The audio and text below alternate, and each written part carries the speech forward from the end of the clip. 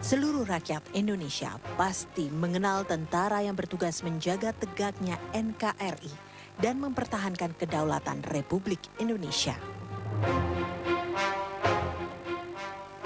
Menurut versi Discovery Channel Military edisi 2008, salah satu pasukan elit TNI Kopassus berada di urutan 3 dunia di bawah SAS dari Inggris dan Israel Mossad dari Israel.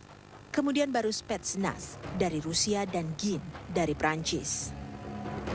Walau jumlah alat utama sistem persenjataan negara masih terbatas, jangan coba-coba meremehkan kekuatan personil militernya. Alat utama persenjataan modern terintegrasi dengan sumber daya manusia TNI yang mumpuni.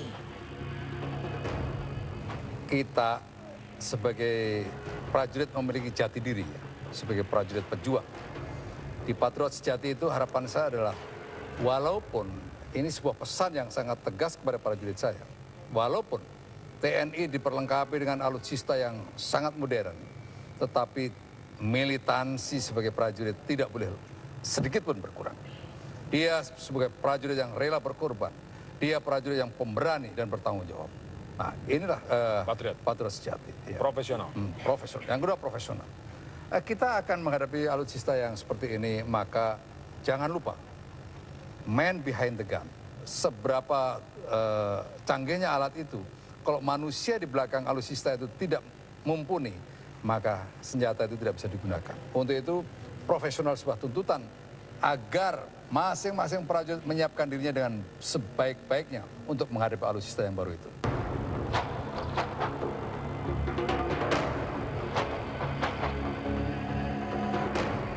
Salah satunya adalah pasukan Detasemen Bravo 90 dengan nama lain Den Bravo 90 yang dibentuk secara terbatas di lingkungan Korps Pasukan Khas TNI Angkatan Udara pada tahun 1990.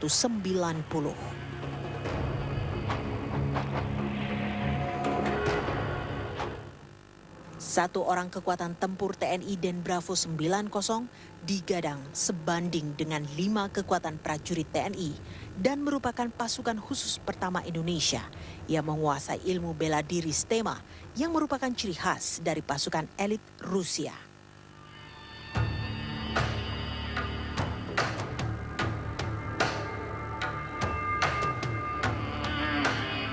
Kemudian ada TNI Komando Pasukan Khusus atau yang terkenal dengan nama Kopassus yang dimiliki oleh TNI Angkatan Darat. Dalam perjalanan sejarahnya, Kopassus berhasil mengukuhkan keberadaannya sebagai pasukan khusus yang mampu menangani tugas-tugas berat seperti penumpasan DITII, penumpasan G30 SPKI, dan berbagai operasi lainnya.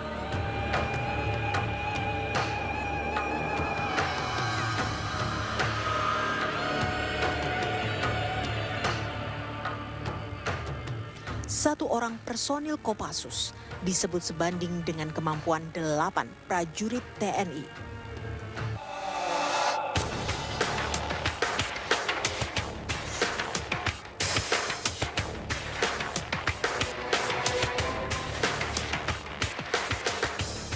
Ada juga satuan Detasemen 81 Gultor yang khusus menangani anti-teror. Satuan ini berada di Cijantung, Jakarta Timur dan bervisi misi tidak diketahui, tidak terdengar, dan tidak terlihat.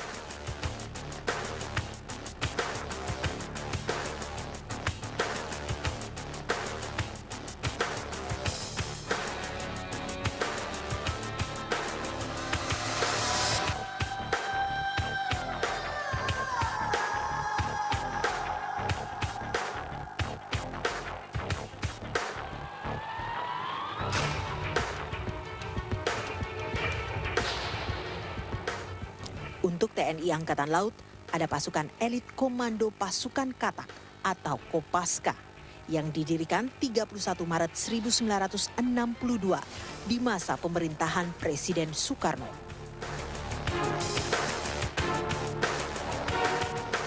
Tugas utama Kopaska adalah menyerbu kapal dan pangkalan musuh, menghancurkan instalasi bawah air, penyiapan perebutan pantai, dan operasi pendaratan kekuatan amfibi. Kopaska juga dilengkapi peralatan canggih bawah air dan satu pelatihannya adalah berenang tanpa henti melewati Selat Sunda sejauh 30 km.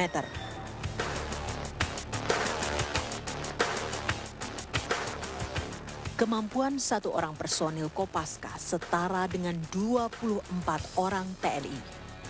Dalam Korps Marin juga ada pasukan elit yang disebut dengan Batalion Intai Amfibi atau disebut dengan Yontaifib yang disetarakan dengan per orang personilnya adalah 24 orang TNI. Prajurit yang memakai baret ungu ini, salah satu tempaan latihannya adalah berenang dengan kondisi tangan kaki terikat dan menyeberangi Selat Madura sejauh 6 km. Tidak hanya itu, TNI juga memiliki pasukan elit yang satu orang personilnya sebanding dengan kemampuan 120 orang prajurit TNI. Namanya adalah Detasemen Jala Mangkara atau disebut dengan Denjaka yang di bawah komando TNI Angkatan Laut. Denjaka merupakan satuan gabungan antara personel Kopaska dengan Yontaifib Korps Marinir TNI Angkatan Laut. Satuan elit yang dibentuk berdasarkan instruksi Panglima TNI pada 13 November 1984 ini dikhususkan untuk pasukan anti teror dan bisa dioperasikan di mana saja. Itulah kemampuan daya tempur prajurit kebanggaan kita, Tentara Nasional Indonesia.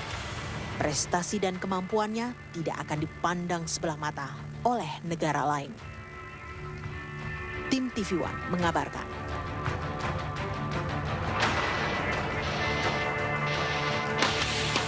Tetapi militansi sebagai prajurit tidak boleh sedikit pun berkurang. Dia sebagai prajurit yang rela berkorban, dia prajurit yang pemberani dan bertanggung jawab. Nah, inilah patriot sejati. Ya. Profesional. Profesional. Yang kedua profesional. Kita akan menghadapi alutsista yang seperti ini, maka jangan lupa man behind the gun. Seberapa canggihnya alat itu, kalau manusia di belakang alutsista itu tidak mumpuni, maka senjata itu tidak bisa digunakan. Untuk itu, profesional sebuah tuntutan agar masing-masing prajurit menyiapkan dirinya dengan sebaik-baiknya untuk menghadapi alutsista yang baru itu.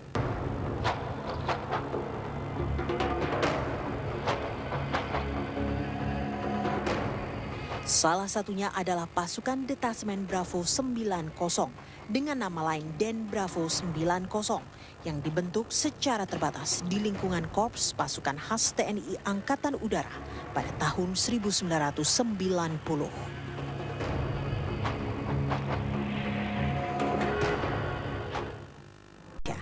Seluruh rakyat Indonesia pasti mengenal tentara yang bertugas menjaga tegaknya NKRI dan mempertahankan kedaulatan Republik Indonesia. Menurut versi Discovery Channel Military edisi 2008, salah satu pasukan elit TNI Kopassus berada di urutan 3 dunia di bawah SAS dari Inggris dan Israel Mossad dari Israel. Kemudian baru Spetsnaz dari Rusia dan GIN dari Prancis. Walau jumlah alat utama sistem persenjataan negara masih terbatas, jangan coba-coba meremehkan kekuatan personil militernya. Alat utama persenjataan modern terintegrasi dengan sumber daya manusia TNI yang mumpuni. Kita sebagai prajurit memiliki jati diri, sebagai prajurit pejuang. Di Patriot Sejati itu harapan saya adalah, walaupun ini sebuah pesan yang sangat tegas kepada prajurit saya, walaupun TNI diperlengkapi dengan alutsista yang sangat modern. Di masa pemerintahan Presiden Soekarno,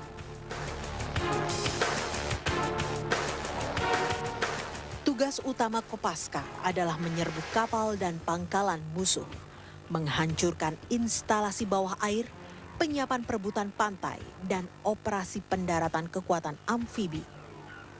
Kopaska juga dilengkapi peralatan canggih bawah air dan satu pelatihannya adalah berenang tanpa henti melewati Selat Sunda sejauh 30 km.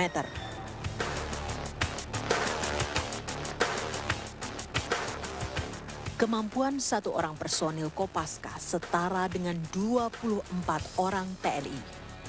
Dalam Korps Marin juga ada pasukan elit yang disebut dengan Batalion Intai Amfibi atau disebut dengan Yontaifib yang disetarakan dengan per orang personilnya adalah 24 orang TNI.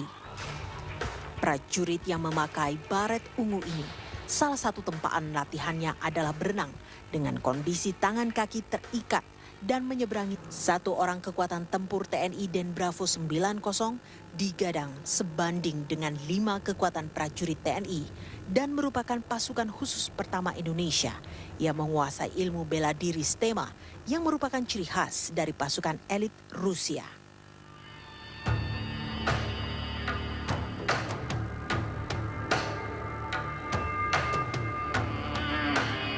Kemudian ada TNI Komando Pasukan Khusus atau yang terkenal dengan nama Kopassus yang dimiliki oleh TNI Angkatan Darat. Dalam perjalanan sejarahnya, Kopassus berhasil mengukuhkan keberadaannya sebagai pasukan khusus yang mampu menangani tugas-tugas berat seperti penumpasan DITII, penumpasan G30 SPKI, dan berbagai operasi lainnya.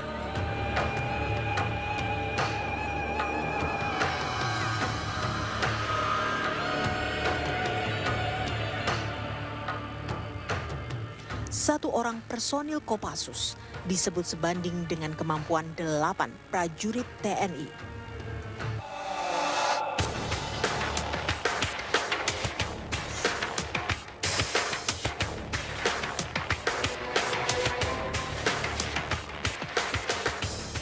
Ada juga satuan detasemen 81 Gultor yang khusus menangani anti-teror. Satuan ini berada di Cijantung, Jakarta Timur dan bervisi misi tidak diketahui, tidak terdengar, dan tidak terlihat.